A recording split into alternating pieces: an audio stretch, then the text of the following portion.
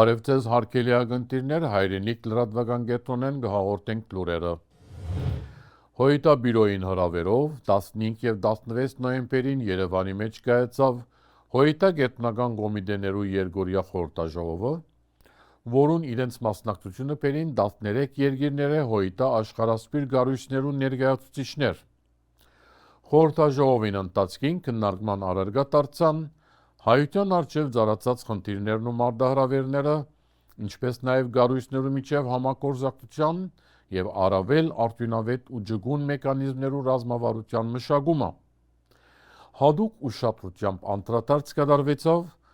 հայության դիմակրաված մարտահրավերներու հաղթարման անհրաժեշտ քայլերուն, ընդգծելով համակարգված և շարունակական աշխատանքի կարևորությունը։ Շեշտվեցավ համահայկական միասնականության կարևորությունը, ի նպաստ հայ ժողովրդի բարօրության և Հայաստանի պետականության ամրապնդման։ Թուրքիա արտաքին գործոց նախարար Հակամ Ֆիդան վերահաստատեց Անկարայի նախապայմանը, թե Հայաստանի հետ հարաբերություններու կարգավորումը պիտի իրականանա միայն Հայաստան-Ադրբեջան խաղաղության համաձայնագրին կնքումեն ետք։ Ֆիդան դարձյալ գործածեց Զանգեզուրի միջանցք ձևակերպումը և շեշտեց, որ երբ լուծվի այս խնդիրը և Հայաստանի սահմանադրության մեջ որոշ հարցեր, ինչպես նաև կնքվի Հայաստան-Ադրբեջան խաղաղության համաձայնագիրը, ապա միայն այն ադեն Թուրքիա պիտի բանա Հայաստանի հետ իր սահմանները։ Թուրքիա արտաքին գործոց նախարարին այս հայտարարությունը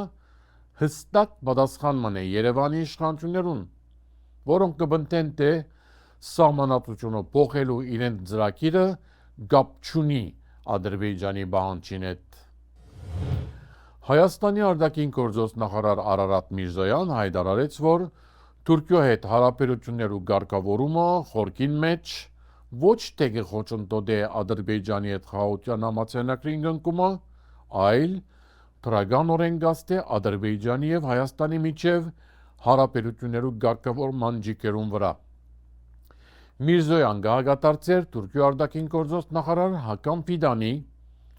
որ թուրքական խորհրդարանի մեջ հայտարարած էր, թե եթե Անկարա կարգավորի Հայաստանի հետ հարաբերությունները, Հայաստանեն կխլե Ադրբեջանի հետ խաղաղության համաձայնագիրը ստորագրելու մեծ դրդապատճառը։ Միրզոյանի համաձայն Թուրքիա հետ հարաբերություններու կարգավորումը և Ադրբեջանի հետ խաղաղության համաձայնագրի կնքումը իրարու փոխկապակցված չեն, մինչդեռ թուրքերը և ադրբեջանցիները համոզված են, որ երկու հարցերը սերտորեն իրարու կառնչվին։ Միջազգային համեմատական իրավունքի կենտրոնի նախագահ և Արդարության և մարդու իրավունքներու հայկական կենտրոնի գործադիր տնօրեն իրավաբան Սիրանուշ Սահակյան, որ կզբաղի Բաքուի մեջ բանտարկված պատերազմական հայ գերիներու հարցով, չափազանց մտահոգիչ տեղեկություններ հրապարակեց Բաքուի բանտերում մեջ հայ գերիներուն վիճակին մասին։ Անհավաստի տեղեկություններ փոխանցեց, թե գերիները անմարդկային վերաբերումի կարժանանան, կխոշտանկվին, դեղերը զուրկ են, նույնիսկ հաշմանդամության մատնված քերի կա, որուն սայլակիսկ չի տրամադրվիր։ Քերիները նաև զրկված են պատշաճ սնունդե, անոնք միայն հաց և թեյ կստանան։ Այս տեղեկություններուն հրապարակման զուգահեռ Երևանի իշխանություններուն Ալիևի հաջողանալու ջիքերը կշարունակվին, անոնք ամբողջությամբ անտեսելով պատերազմական գերիներու անմարդկային վիճակը, կչանան ադրբեջանցիներուն բոլոր պահանջներուն ընդառաջել, իրավիճակը իբրև բացառիկ հնարավորություն ներկայացնելով։ Ասիկա զարմանալի չէ բնավ։ Ամբողջ Արցախը վաճառած քբեական իշխանությունները պատերազմական հայ գերիներուն թղթածրարը ամբողջությամբ կանդեսեն հանուն խաղաղությանն, որ իսկության մեջ անձնատվություն է։ Ադրբեջանի իշխանությունները Ստեփանագերդի մեջ արցախցիներու պատկանող բնակարաններու և գալվածներու վաճառքի սկսան։ Ստեփանագերդի եւ Մարտագերդի մեջ Ալիևի հadoop ներկայացուցիչ Էլչին Յուսուպով հայտարարեց, որ բազմահարկ շենքերու մեջ հարգապաշինները պիտի վաճառվին գանխիկ գումարով եւ վարգերով։ Ըստ Յուսուպովի արդեն իսկ մեծ տիվով ադրբեջանցիներ Ստեփանագերդի մեջ բնակարան ձեռք ցկելու համար փիմումներ կատարած են։ Բաքուի իշխանությունները հadoop ծրագիր կգործադրեն Արցախի մայրաքաղաք Ստեփանագերդեն հայկական հետքերը չնչելու եւ քաղաքը ադրբեջանագանի վերածելու համար։ Հայաստանի ընդհանուր տվյալախոսության շենքին դիմաց կազմակերպվեցավ բողոքի հավաքումը, որում մասնակիցները ազատություն քաղաքական փանդարգյալներուն վանկարգեցին եւ ընդհանուր տվյալախոս Աննա Վարդապետյանեն պահանջեցին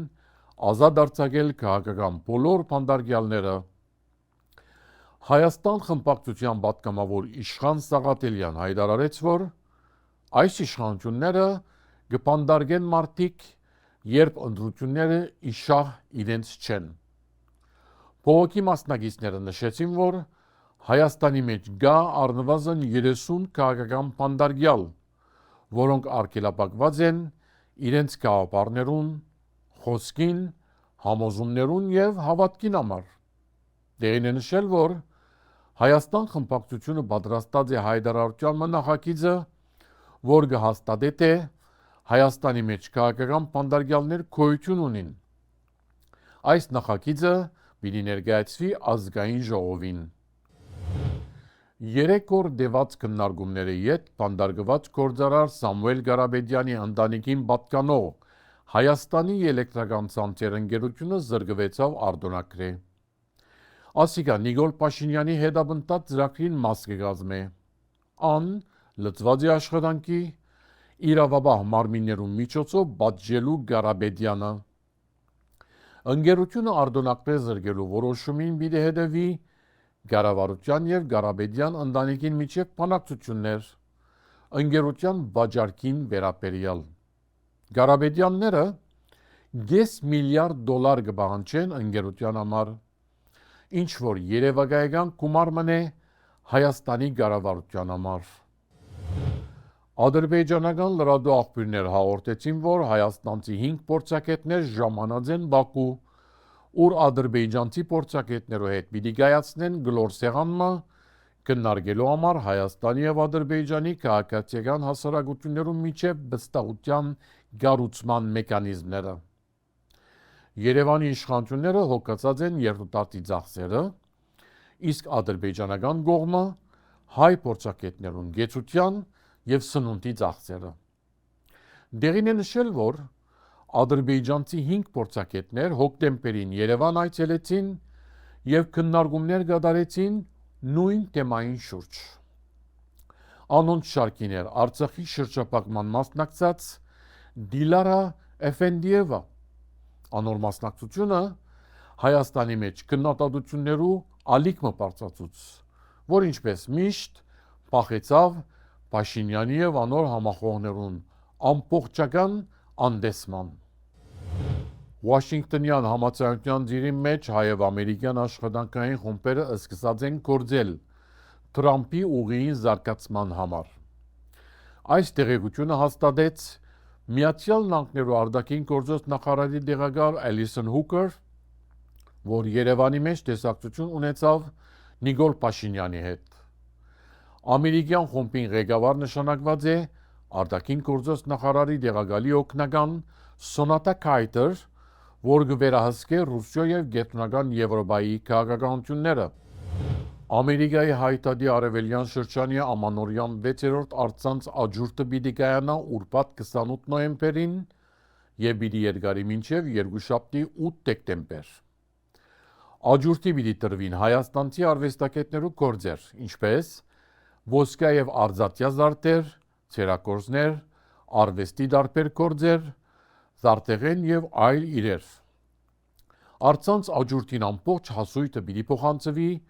Արևելյան Ամերիկայի հայտարարի աշխատանքներուն ֆինանսավորման։ Հայ օգնության միության Միացյալ Նահանգներու արևելյան շրջանի Watertown-ի Լոլա Սասունի մասնաճյուղին հիմնադրության 115-ամյակը նշվեցավ հայկական մշակութային եւ գրթական կենտրոնի սրահին մեջ գալա ընտրիկովմը։ Մասնաճյուղի Ադենաբեդուի Նարտուհի Աբրիմյան նշեց, որ մասնաճյուղը հիմնված է 1910-ին Watertown-ի մեջ եւ կշարունակե գործել հոմի դեսլագանով առաջնորդվելով։ Արևելյան շրջանի շրջանային վարչության խոսքը փոխանցեց Տալար Աբդալյան, որ հաստատեց, թե հոմի արևելյան շրջանը հավատարիմ մնալով միության նշանապանին կգործե բազմաբիսի ծրագրեր իրականացնելով։ Օրհնության խոսքով հանդես եկավ Watertown-ի Սուրբ Ստեփանոս եկեղեցու երկար տարիներով եկեղոր հովիվ Անտրանիկ ավակ քահանա Բալջյան, որ շեշտեց հոմի կարևորությունը հայ իրականության մեջ։ Այս առիթով բարգեւադրվեցավ 50 տարիներու ծառայություն ունեցող ընկերուհի Մարի Արաբյան։ Նաև հadoop նվերները ստացան հոմի Լոլա Սասունի մասնաճյուղին շարքերում մեջ գործած երկար տարիներու վաստակ ունեցող հոմուհիներ։ Գեղարվեստական հայդակրով հանդես եկավ կանադային հրավիրված Տամար Պանոսյան, որ Գոմիդասյան եւ Սայատնովայի պունչմի երկերով սրահին մեջ ստեղծեց հայկական մթնոլորտը։ Երեկոյին ընթացքին կատարվեցան նվիրատվություններ։ Իսկ այժմ հարցազրույցը պիտի ունենանք քաղաքագետ Արա Բողոսյանի հետ։ Բարև ձեզ։ Բարի երեկո։ Ադրբեջան կշարունակե գրավման տակ պահել Հայաստանի ինքնիշխան տարածքներ, իսկ արտաքին գործոս նախարարը հայտարարեց, որ ամեն ինչ պիտի ինե, որպեսզի այսպես կոչված գղզյակները, որոնք Հայաստանի մեջ կգտնվին, ազատագրե։ Նման պայմաններու մեջ իսկապես կարելի է խոսել արդեն իսկ հաստատված խաղաղության մասին, ինչ որ գնե Փաշինյանի վարչակարգը։ Խաղաղության մասին բավականին դժվար է խոսել, հատկապես երբ թշնամին չի ցանկանում մինչև վերջ հավատարիմ մնալ նախկինում իր ձեռք բերած պայմանավորվածություններին, ինչպես նաև ներկայումս իր ստանձնած պարտավորություններին, թեպետ դրանք հաճախ Հայաստանի շահերից նույնիսկ չեն բխում։ Եվ խնդիրն այն է նաև, որ այսպես կոչված խաղաղության գործընթացը ոչ թե ժողովուրդների միջև է հաստատվում, այլ կարելի է սա անվանել խաղաղության գործընթաց իշխող էլիտաների միջև, որտեղ էլիտաները ունեն որոշակի շահեր եւ այդ շահերի վրա է, որ հիմնված է այս գործընթացը։ Վաղը կամ չէ մյուս օրը, եթե փոխվեն այդ շահերը, բնականաբար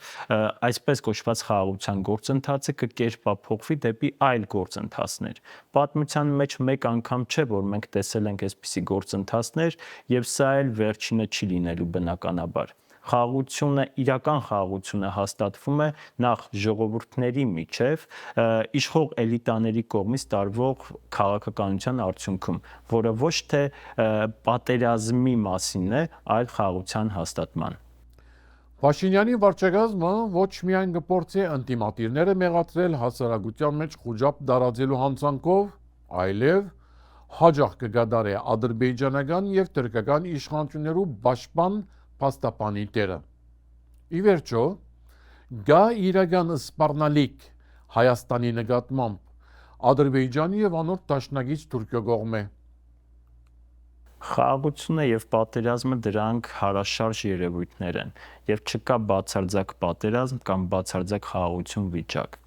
Ինչ որ մի օր միևնույն է խաղաղությունը կամ պատերազմը փոխարինում են մեկը մյուսին։ Գոնե թե մեր պարագայում հստակ է, որ խաղաղության գործընթացը հեռու է իրական խաղաղության տրամաբանությունից եւ հիմնված է էլիտաների, իշխող էլիտաների շահերի վրա։ Եվ այս պարագայում Հայաստանի Հանրապետության իշխանությունների այս պահի խոսույթը, որը հաճախ կարելի է բնորոշել որպես թշնամական կողմին արդարացնող խոսույթ, ունի բացառապես մեկ նպատակ՝ Հայաստանի Հանրապետության ժողովրդին համոզել, որ իրենց կողմից պրոպագանդվող այսպես կոչված խաղաղության գործընթացը ոչ թե fake գործընթաց է, այլ իրական խաղաղության գործընթաց է, որտեղ այս իշխանությունը չունի այլ ավելի այսպես հավաստի, ավելի ուժեղ արգումենտ ժողովրդին համոզելու, որպեսզի իրեն ձայն տա, քան այն, որ բերել է խաղաղություն։ Իսկ այդ խաղաղությունը բնականաբար ինչպիսին է, պետք է ընդամենը նայել, թե թշնամի կողմը ինչպես է պատկերացնում խաղաղությունը հայերի հետ։ Ընդ որում այդ խաղաղությունը հայերի հետ նրանք պատկերացնում են ոչ թե բարիդրացիության հենքի վրա, այլ պատկերացնում են իշխողի եւ իշխվողի դիրքերում։ Ասել է, թե Ադրբեջան, որը կունենա հեգեմոն ազդեցություն հարավային Կովկասում, եւ Հայաստան, որը կլինի, այսպես ասած, կցորդ ադրբեջանական եւ թուրքական նարատիվներին։ Ակնհայտ է, որ հարաճիգա ընտրություններուն ընթացքին քբեական վարչագարկը պիտի ներկայանա իբրև խաղաղություն հաստատող, իսկ բոլոր ընտիմատիրները պիտի ներկայացնե իբրև պատերազմի կողմնակիցներ։ Որքան ազդեցիկ կրնալալ այս երկընտրանքը, մանավանդ որ անիգա հրաբարակ կնետվի աղետալի պատերազմ եւ բադություն պատճառած ուժի կողմէ։ Այս երկընտրանքը շատ տրամաբանական է Հայաստանի այսօրվա իշխանությունների պարագայում, որովհետև ժողովրդավարությունից դեպի ավտորիտարիզմ գնացող իշխանության համար կենսական նշանակություն ունի ներքին թշնամու կերպարի ստեղծումը։ Իսկ այդպիսի կերպար եւ այս ահապատերազմ կամ խաղաղություն հակադրությունը սովորաբար մենք տեսնում ենք այն պետություններում, որտեղ կա ավտորիտար ռեժիմ։ Այսօրվա իշխանությունների թիվ մեկ նպատակն է խաղաղության այսպես կոչված գործընթացը վաճառել ժողովրդի վրա որպես ինքնին կատարված փաստ այն պարագայում, երբ փաստի մասին մենք խոսել չենք կարող։ Իսկ ինչու է այդպես, որովհետև չկա ավելի մեծ գործ կատարված, որը կարելի է ներկայացնել ժողովրդին որպես այս իշխանության բերած կամ այս իշխանության կատարած աշխատանք, որի արդյունքում փոխվել է Հայաստանի ժողովրդի կյանքը։ Միակ արգումենտը թերևս այն է, որպեսզի հակադրության մեջ դրվի ընդդիմախոսների եւ իշխանությունների, այսպես ասենք, վարկածները, ընդ որում սա եւս կեղծ է, որովհետեւ ես գոնե թե Հայաստանում չեմ հանդիպել այնպիսի ընդդիմադիր ուժի, որը խոսում է պատերազմ սկսելու մասին։ Սա կեղծ վարկած է, իսկ ինչպիսին կլինի ժողովրդի արձագանքը։ Ցավոք սրտի մեր հասարակության այն հատվածը, որը մինչ օրս հակված է չվերլուծելու եւ ընդունելու իշխանական նարատիվները այնպիսին, ինչպիսին դրանք կան, այդ հատվածը ցավոք սրտի մնալու է իշխանական քարոզչության տակ։ Լայն առումով ես կարծում եմ սա քիչ աշխատող թեզ է լինելու։ Շնորհակալություն ցեզի։ Հարգելի ակնթիրներ, մեր զրուցակիցներ քաղաքագետ Արա Բողոսյանը։ Այսպիսով մեր լրատվությունը հասավ իր ավարտին։ Գալ շաբաթ նոր լրատվությամբ կհանդիպինք։ Ցտեսություն։